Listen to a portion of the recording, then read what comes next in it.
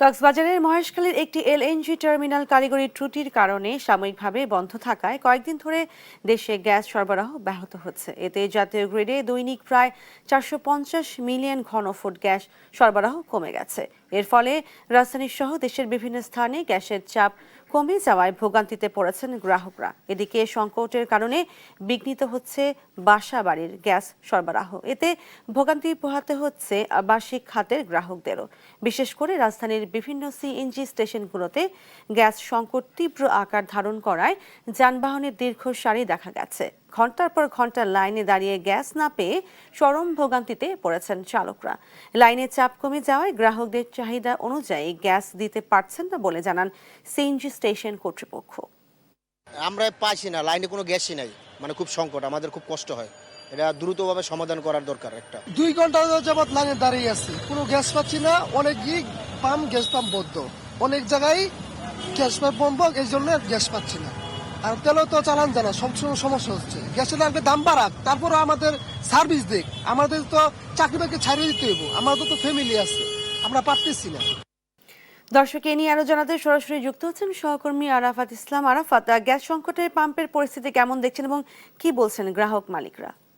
দেশে আমদানি করা তরলীকৃত যে প্রাকৃতিক গ্যাস বা এলএনজি, সেটি জাতীয় গ্রিডে সরবরাহ করার জন্য কক্সবাজারের মহেশখালীতে দুটি টার্মিনাল রয়েছে। দুটি টার্মিনালের মধ্যে একটি টার্মিনাল কারিগরি ত্রুটির কারণে গত 3 দিন ধরে বন্ধ রয়েছে। এর ফলে জাতীয় গ্রিডে যে গ্যাস সরবরাহ করা হয় সেটি কিন্তু বিঘ্নিত হচ্ছে। প্রতিদিন এতে করে 450 মিলিয়ন ঘনফুট জাতীয় গ্রিডের সরবরাহ কমে গেছে, যার ফলশ্রুতিতে আমরা দেখতে পাচ্ছি রাজধানী সহ দেশের বিভিন্ন স্থানের যে সিএনজি স্টেশনগুলো রয়েছে সেগুলো কিন্তু গ্যাস সরবরাহ বন্ধ রয়েছে এবং দিনের একটি নির্দিষ্ট সময়ে কিছুক্ষণের জন্য কিন্তু তারা গ্যাস পাচ্ছে। এবং এই মুহূর্তে আমি রাজধানীর বাড্ডার যে সিএনজি স্টেশনে রয়েছি, সেখানে দেখতে পাচ্ছেন বাইরে অপেক্ষমান কিন্তু সিএনজির একটি দীর্ঘ সারি। এবং সিএনজি ড্রাইভার যারা রয়েছেন তাদের সাথে আমরা কথা বলছিলাম, তারা কিন্তু তাদের ভোগান্তির কথা আমাদেরকে বলছিলেন। তারা যেমনটি বলছিলেন, একদিকে তারা গ্যাস না পাওয়ার কারণে কিন্তু তারা সিএনজি চালাতে পারছেন না, এবং সিএনজি না চালাতে পারার কারণে কিন্তু তারা মালিকের কাছ থেকে যে গাড়িটি নিচ্ছেন দিন শেষে তাদের যে ভাড়াটি দিতে হচ্ছে সেটি কিন্তু তারা দিতে পারছেন না। এর পাশাপাশি অন্যান্য অসুবিধার কথা তারা বলছেন। একই দিকে আমরা কথা বলছিলাম সিএনজি স্টেশন কর্তৃপক্ষ যারা রয়েছেন তাদের সাথেও। তারা যেমনটি বলছেন, প্রতিদিন তাদের যে পরিমাণ বিক্রি হতো গ্যাস তার অর্ধেকেরও কম এসেছে, তার ফলে কিন্তু তারা আর্থিকভাবে ক্ষতিগ্রস্ত হচ্ছেন। এবং আমরা এর পাশাপাশি দেখতে পেয়েছি আবাসিক খাতের যারা গ্রাহক রয়েছেন তাদেরও কিন্তু ভোগান্তি পোহাতে হচ্ছে। এমনিতেই রাজধানীর বিভিন্ন এলাকায় কিন্তু আমরা দেখতে পাই স্বাভাবিক সময়ে গ্যাসের সরবরাহ একটু কম থাকে। নতুন করে যে সংকট তৈরি হয়েছে এর ফলে আবাসিক খাতের গ্রাহকদেরও ভোগান্তি তৈরি হয়েছে। এর পাশাপাশি গ্যাস চালিত যে সকল বিদ্যুৎ কেন্দ্র রয়েছে সেখানেও কিন্তু বিদ্যুৎ উৎপাদন বিঘ্নিত হচ্ছে।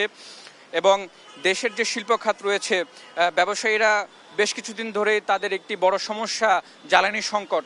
নতুন করে এই গ্যাস সরবরাহ কমে যাওয়ার ফলে কিন্তু তাদেরও শিল্প খাতের যে উৎপাদন সেটি ব্যাহত হচ্ছে।